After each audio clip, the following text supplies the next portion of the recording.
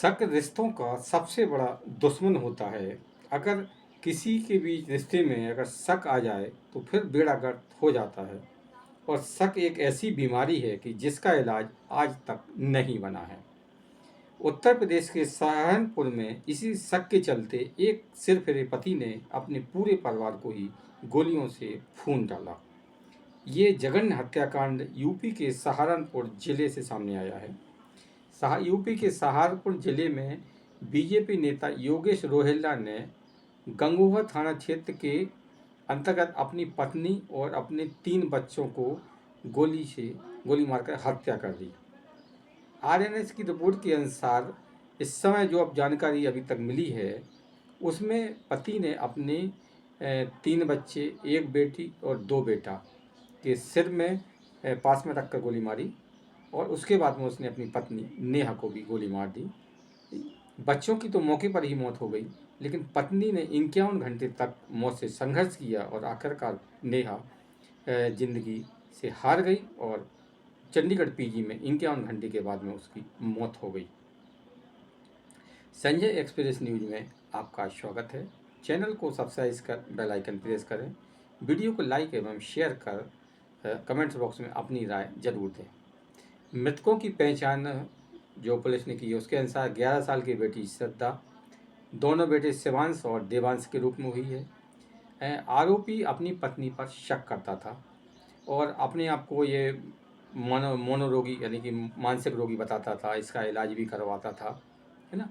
लेकिन उसके बाद भी इसका दिमागी जिसकी समस्या थी वो ठीक नहीं हुई और आखिरकार इसने एक जघन्य हत्याकांड को अंजाम दे दिया। पुलिस ने अपराध में जो इस्तेमाल की गई पिस्तौल को बरामद कर लिया है। सहारनपुर के एसएसपी रोहित सजमान ने वरिष्ठ अधिकारी घटनास्थल पर पहुंचे और उन्होंने घटनास्थल का मौका मुआयना किया और उसके बाद में सभी मृतकों को पोस्टमार्टम के लिए शवों को अस्पताल भेज दिया, है ना। ये एक ऐसा हत्याकांड था कि जिसने भी इसकी सुना उसकी रूह कांप गई। फॉरेंसिक टीम भी घटनास्थल पर पहुंची और उन्होंने भी अपनी साक्ष्य जुटाने शुरू किए। इस हत्याकांड के बाद में पूरे गांव में शोक का माहौल है और लोग सदमे में हैं।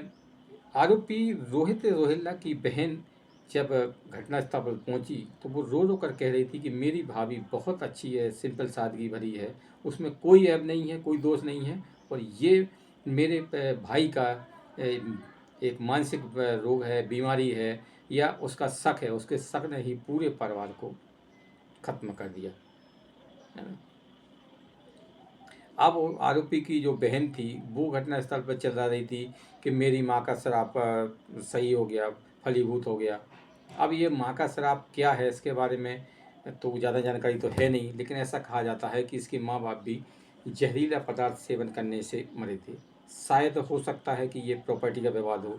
उस समय इसकी माँ जब गंभीर हालत में थी तो वो चीख चीख कर ये कह रही थी कि तू भी सुखी नहीं रहेगा, हैं, और तेरे को मतलब पानी देने वाला कोई नहीं रहेगा और इस मकान में तू अकेला रहेगा। अब ये पूरा मामला क्या है अभी तो ये सामने नहीं आया है। पुलिस की जांच के बाद ही ये स्पष्ट होगा कि शायद आरोपी ने अपने माँ बाप को भी शायद परेशान किया हो या माँ बाप इससे परेशान होकर कोई जहरीला पदार्थ खाकर मर गए होंगे। ये बहन उसकी किस शराब की बात कर रही थी ये तो पुलिस की जांच के बाद ही सामने आएगा। बहरहाल शक के कारण एक पूरा परिवार उजड़ गया।